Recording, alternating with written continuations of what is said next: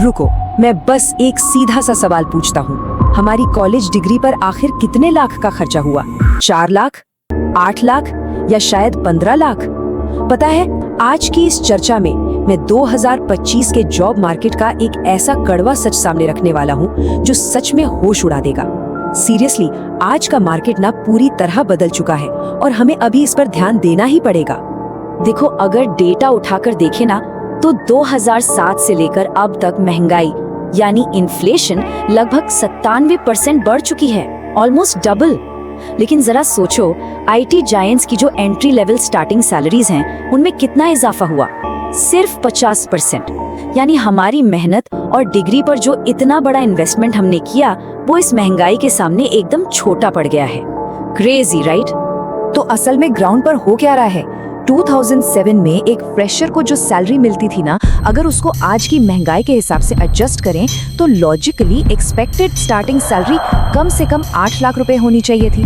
लेकिन रियलिटी में मिल कितनी रही है? मुश्किल से 3 या 3.5 लाख। इसका मतलब साफ है कि एक ट्रेडिशनल डिग्री की असली वैल्यू इफेक्टिवली आधी रह गई है। इसे ही हम सैलरी स्टैग्नेशन का ट्रैप कहते हैं और हम सब इसमें कहीं ना कहीं फंसे हैं। तो चलिए थोड़ा और डीपली डाइव करते हैं। हमारी डिग्री ने एक्चुअल में हमसे क्या कीमत वसूली? हमें सच में अपना फाइनेंशियल इन्वेस्टमेंट सोचकर देखना चाहिए।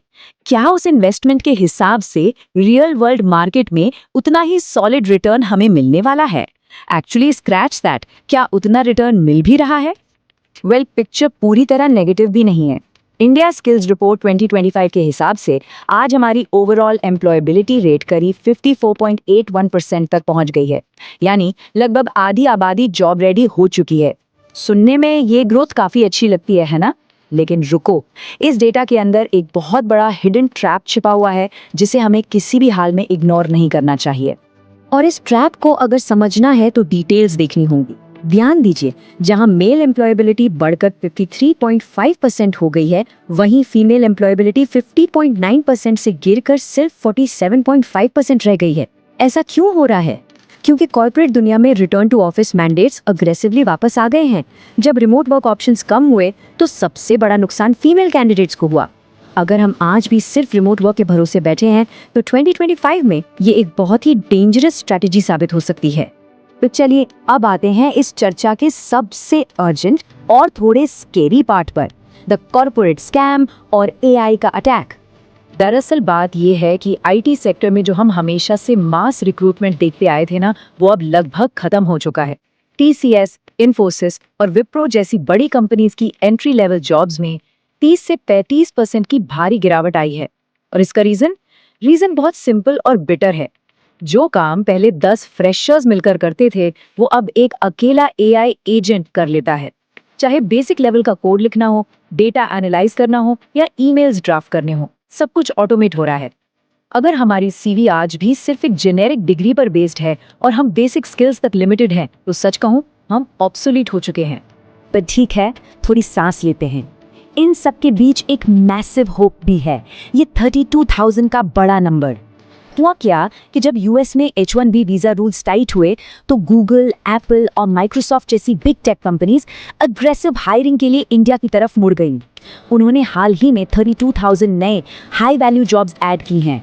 पर ट्विस्ट सुनिए, उन्हें इस बात से बिल्कुल फर्क नहीं पड़ता कि हमारे कॉलेज का नाम क्या है। उन्हें सिर्फ और सिर्फ डीपली स्पेशलाइज्ड टेक टैलेंट से मतलब है। तो अब सवाल ये है कि इस सिस्टम को बीट कैसे किया जाए। चलिए कुछ रियल सक्सेस स्टोरीज पर नजर डालते हैं जिन्होंने एग्जैक्टली यही किया है। सबसे पहले गौरी ने की स्टोरी देखते हैं। सिर्फ 19 साल की एज, कोई बड़ी डिग्री नहीं, लेकिन 65,000 से ज्यादा लिंक्डइन फॉलोअर्स। उसने लगातार कंसिस्टेंट कंटेंट बनाया, रियल ब्रांड्स की केस स्टडीज लिखी और नतीजा, बिना किसी कॉलेज डिग्री के उसने BMW ग्रुप में एक प्रीमियम मार्केटिंग रोल सिक्योर कर लिया। मतलब नो वे। ये क्लियर प्रूफ है कि आज के टाइम में हमारा लाइव पोर्टफोलियो और हमारा पर्सनल ब्रांड ही हमारी सबसे बड़ी डिजिटल डिग्री बन चुका है। फिर आती है अर्जुन की कहानी। बीटेक जैसी स्टैंडर्ड डिग्री होने के बाद भी वो 3 साल तक अनएम्प्लॉयड रहा। क्यों? क्योंकि वो सिर्फ एक जेनेरिक इंजीनियर था। फिर उसने खुद को पूरी तरह बदला। उसने डेटा इंजीनियरिंग और क्लाउड टूल्स जैसी नीश फील्ड में स्पेशलाइज किया और अपने एरिया का टॉप 1% स्पेशलिस्ट बन गया। और गेस व्हाट, आज वो 18 लाख पर एनम कमा रहा है। ये फैक्ट चिल्ला चिल्ला कर कह रहा है कि मार्केट को स्पेशलिस्ट चाहिए, जनरलिस्ट नहीं। और एक और एग्जाम्पल है हमारे पास, प्रिया का।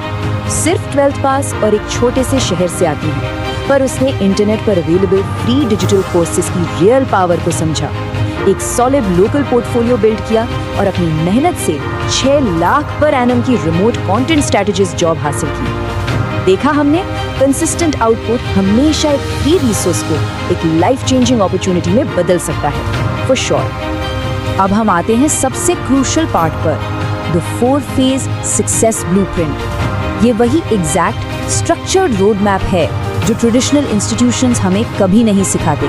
इस ब्लूप्रिंट की टाइमलाइन को ध्यान से समझते हैं। फेज 1 यानी पहले 3 महीने हमें एक डीप सेल्फ ऑडिट करना है, अपनी करंट स्किल्स और मार्केट की डिमांड्स को एनालाइज करना है।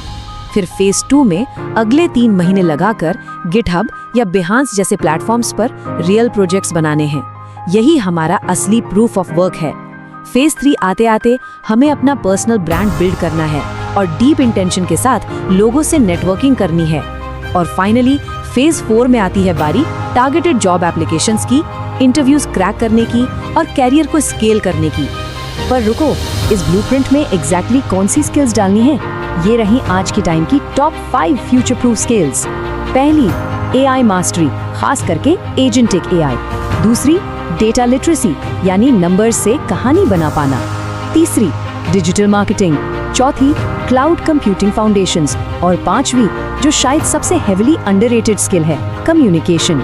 सीरियसली, जो लोग अपने आइडियाज को सीमलेसली बोल और लिख सकते हैं ना, अपॉर्चुनिटीज सबसे पहले चलकर उन्हीं के पास आती हैं। तो अब इन हाई डिमांड स्किल्स को हम सीखें कहाँ से?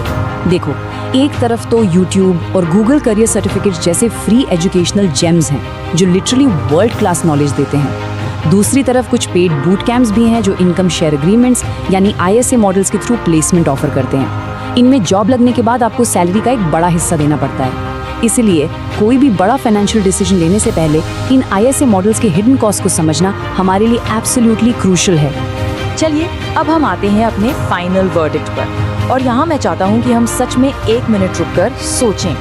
एक बात हमें जिंदगी में हमेशा याद रखनी चाहिए, degrees get you noticed but skills get you hired, character gets you remembered. Basically degrees और स्किल्स ना आपस में दुश्मन नहीं है, दोनों एक दूसरे को कॉम्प्लीमेंट करते हैं। एक डिग्री हमें उस दरवाजे तक जरूर पहुंचा सकती है, पर उस बंद दरवाजे को खोलने के लिए प्रैक्टिकल स्किल्स ही चाहिए होती हैं। आज की इस वॉलेटाइल और अनप्रेडिक्टेबल मार्केट में कंटिन्यूअस अपस्किलिंग ही हमारा सबसे बड़ा और बेस्ट डिफेंस है। अब इस स्क्रीन पर जो 37x का फिगर है वो कोई ऐसे ही ऑर्डिनरी नंबर नहीं है, ये मैथमेटिक्स का एक इनक्रेडिबल कंपाउंड इफेक्ट है। अगर हम बस रोज खुद पर मेहनत करें और अपनी स्किल्स को हर दिन सिर्फ 1% बेहतर बनाएं, तो 1 साल बाद हम एग्जैक्टली 37 गुना ज्यादा केपेबल और बेटर प्रोफेशनल्स बन चुके होंगे। ये कंसिस्टेंसी का सबसे बड़ा प्रूफ है, द होल शिबैंग। तो दोस्तों, आज की हमारी ये चर्चा यहीं खत्म नहीं होती, बल्कि एक आखिरी इम्पोर्टेंट सवाल के साथ शुरू होती है। आज, अभी, इसी वक्त हम कौन सी नई स्किल सीखना शुरू कर रहे हैं? पूरा ब्लूप्रिंट हमारे सामने तैयार है, बस हमें डिसाइड करना है और अपना सबसे पहला स्टेप लेना है। तो चलिए एक्शन लेते हैं, नया सीखते रहते हैं और इस तेजी से बदलते हुए मार्केट में मिलकर अपना नाम बनाते हैं।